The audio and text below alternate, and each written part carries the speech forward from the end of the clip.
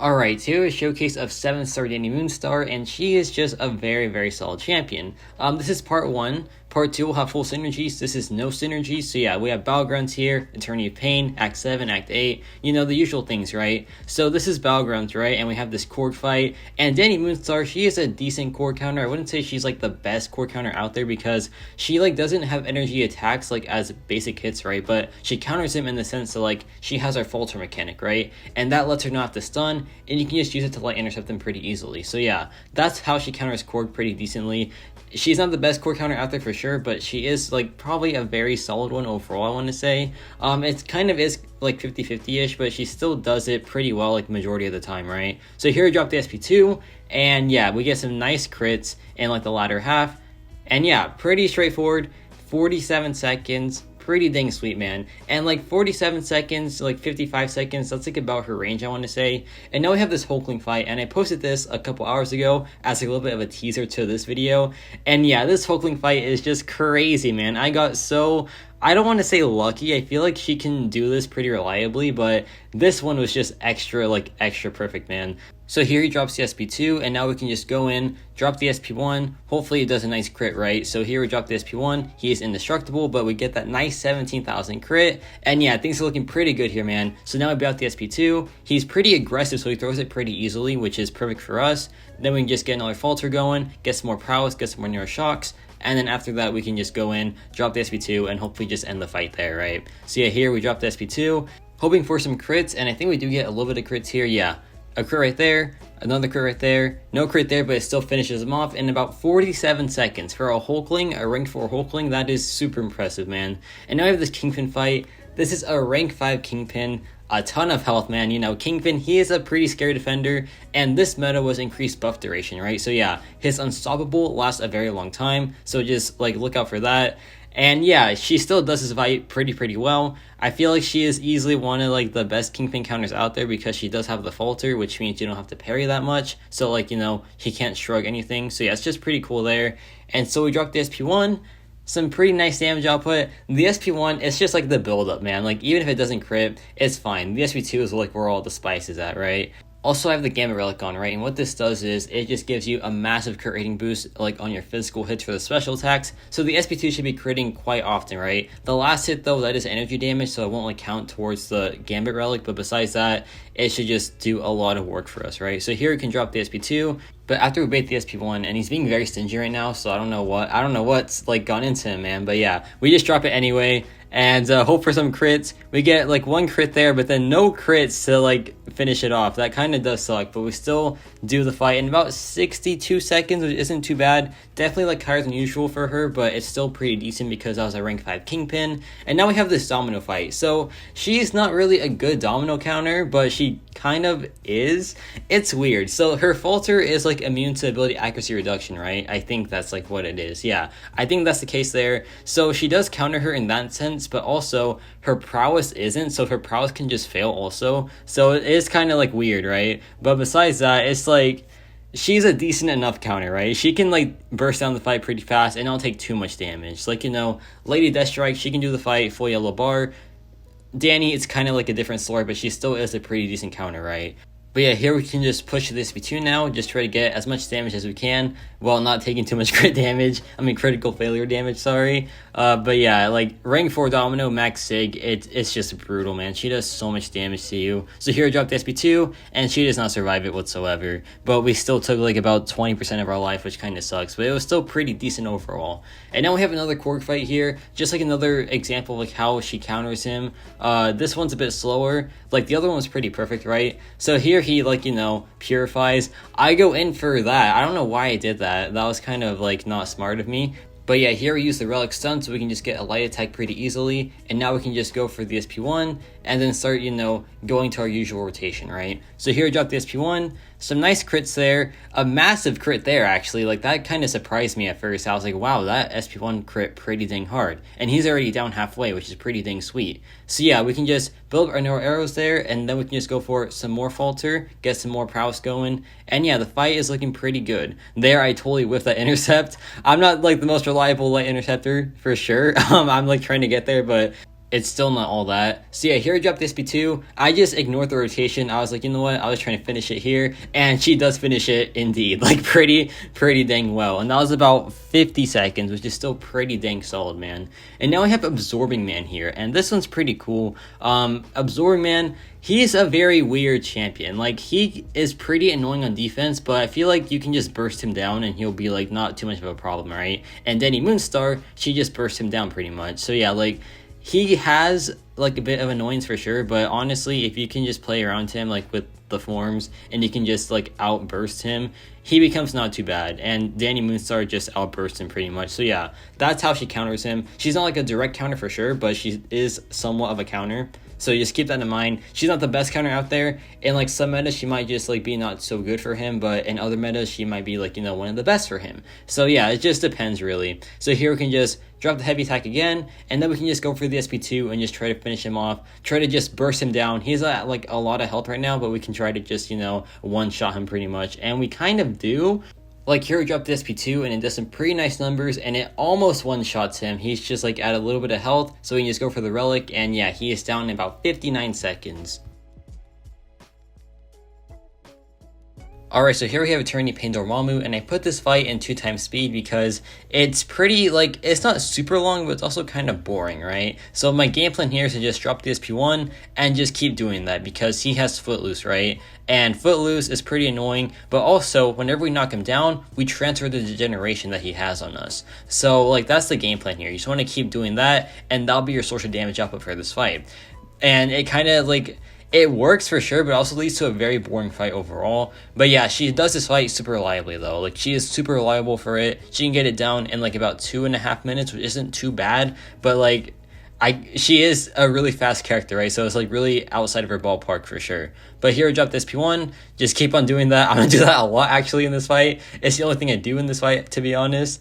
But yeah, like, she does the fight pretty well. She's a pretty good slow character, but also she kind of isn't, because her damage output does get gimped a little bit from it. But then again, you can go for the SP1 into the SP2 rotation, and that does lead to a lot of damage output overall. So just keep that in mind. If you want to like play her as a slow champion, you can just do that and it works, and it works pretty fine, to be honest. But yeah, there I got hit, but we're still doing fine, right? We're still doing fine. I've lost a lot of health, but we're gonna solo this fight anyway, so it doesn't really matter, right? So yeah, here I dropped the SP1 one more time, and that should finally do it for him, and it does. He is down.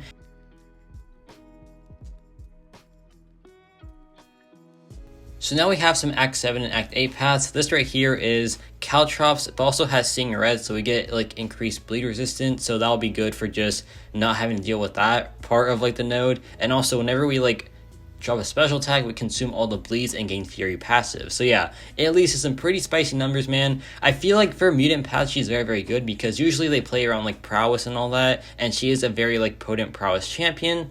Wow, that was like a alliteration, I think. That's pretty cool. But yeah, here I dropped the SP1, and yeah, some pretty nice numbers there. No crit, unfortunately, but it's fine. The big damage is on the SP2 anyway. Well, honestly, I think both special attacks are pretty nice. Like the SP1, it does some pretty nice numbers too, but the SP2, the overload passive, is just pretty dang sweet. So yeah, here he drops SP2, so I can build up to mine now, and I get some bleeds on me so I can purify them and gain Fury passive. So yeah, the result is pretty dang sweet. So here we can drop the SP2 now, and yeah, it just does a lot of damage output. 41,000 there, a lot of crits, and he just gets melted, man. And that was like 51 seconds, which is still pretty dang solid. And now we have Mole Man here.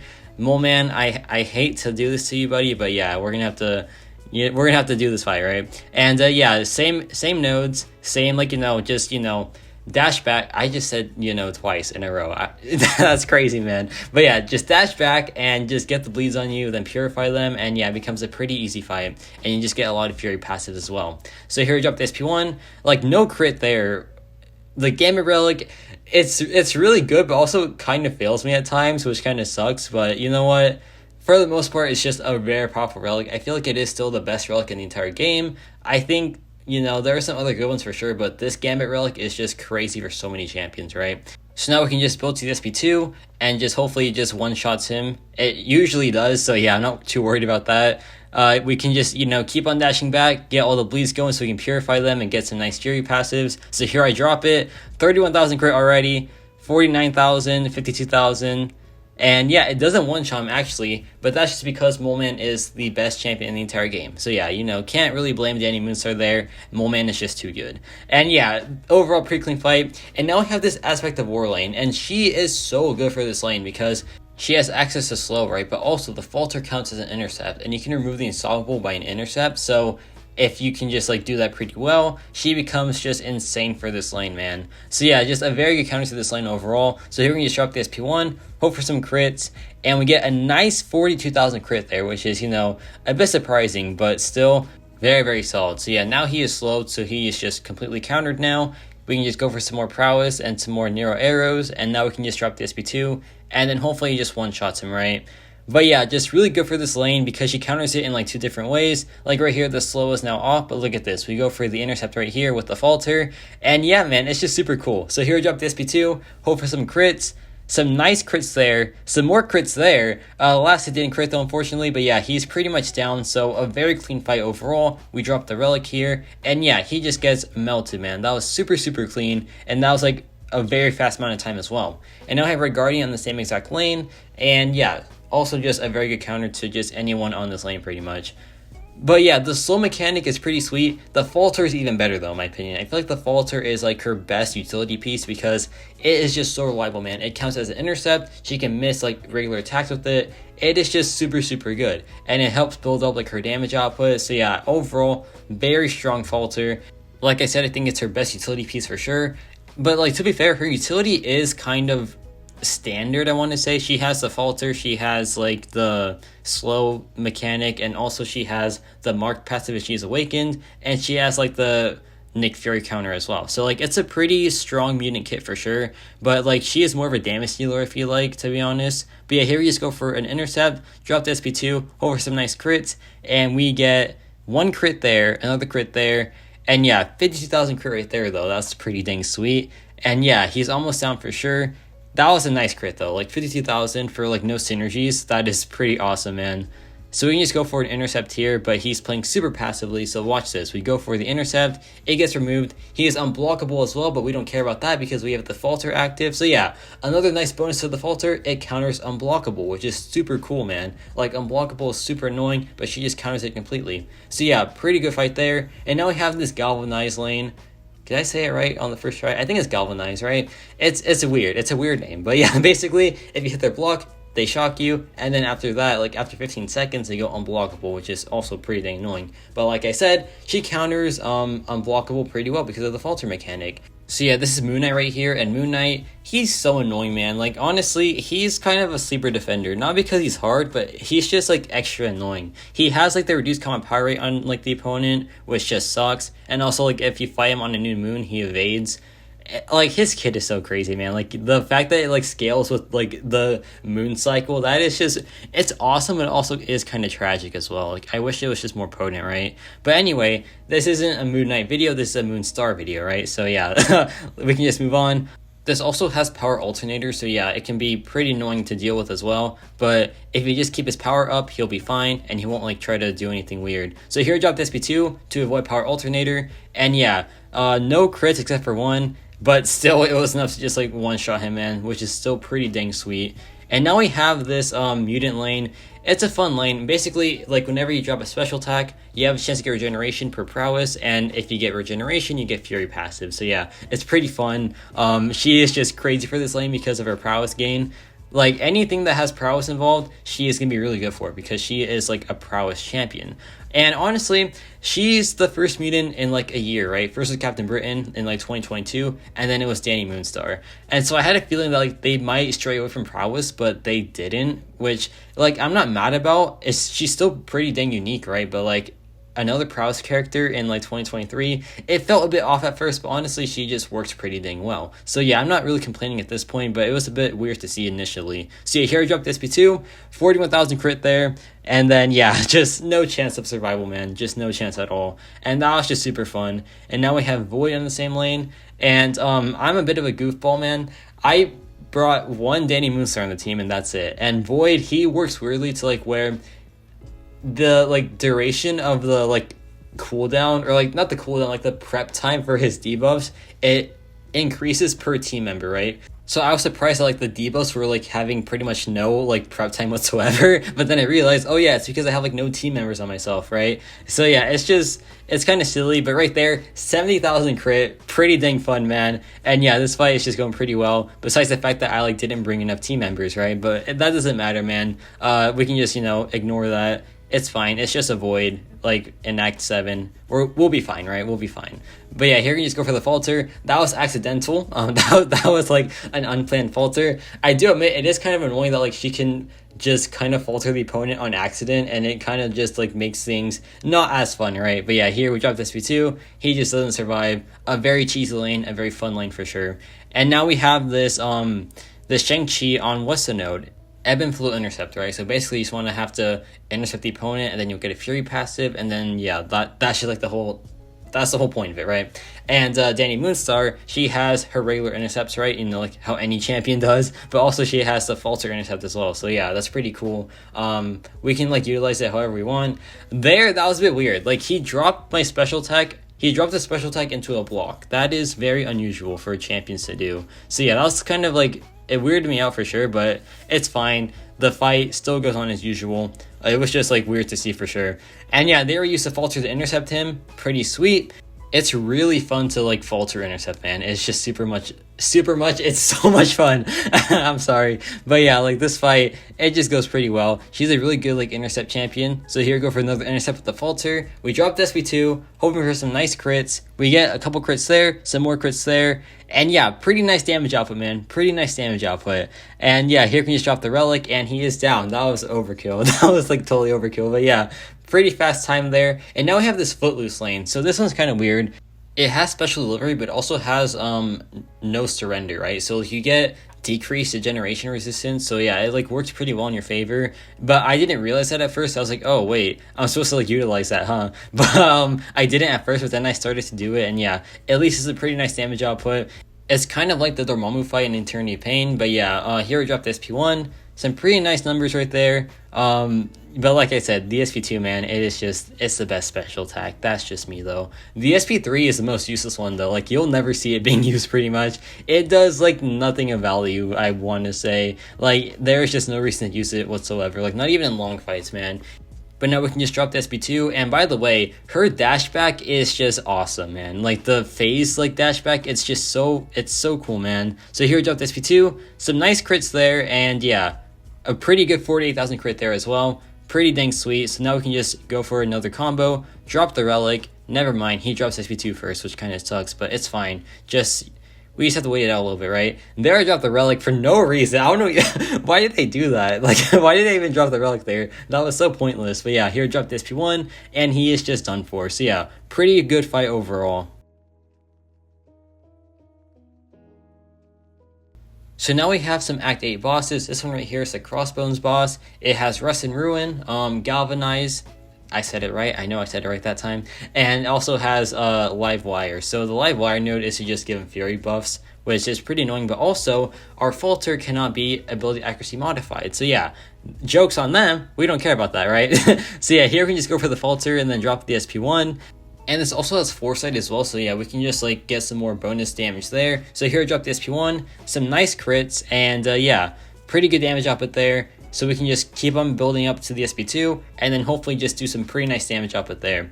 But now he's unblockable, we don't care about that because we have the Falter mechanic, so we can just like outright ignore it, which is pretty dang sweet. Like her Falter, it's just so cool, man. It's just so cool. And the like dashback as well. Both are just awesome, man. Just a really like well-made champion, I feel like. So here I dropped SP2. We have the Overload passive. One crit there. Some more crits there. And yeah, pretty solid damage output. Like, that's pretty dang decent. So here we go for the Relic stun now, I believe. No, we don't. We go for the SP1. And he is down. He is down in a pretty fast amount of time. That was about like, what, 50 something seconds? Yeah, that was about 56 seconds, which is still pretty dang solid, man. And now we have the Killmonger boss here. This guy has enhanced parry arm break, so whenever you parry the guy, he just will be armor broken. So yeah, he kind of counters himself for some reason. And he also has power shield. And I finished this fight very poorly, right? But there is this one ability that she has that really saves me in the end. But like, you'll see that when we get to it, man. But yeah, this fight is still pretty dang fast. I go for the parry here to get the armor break active once again. And yeah, now I can just go for the falter, just keep utilizing it, just keep getting my prowess up. And yeah, Power Shield will just do a lot of work for us for sure. So like, watch this. We go for the SP2, and if this crit more, it would have one shot for sure. So yeah, here we get like no crits there, one crit there, and then yeah, the last hit didn't crit unfortunately, but yeah, we can just still go for the finish. And this is where things start to get a little bit like not so fun. So here we drop the Relic Stun. But now he has Reverb active, right? So here he blocks the SP1, but we go unblockable, and then a 75,000 crits end the fight. A very sketchy ending, but you know what? It worked, man. So yeah, that'll be for this Dani Moonstar showcase. Like I said, this is probably part 1. Part 2 will have like full synergies and all that. So yeah, let me know your thoughts on Dani Moonstar. I feel like she's a very solid Mutant addition for sure. And yeah, that's about it for me.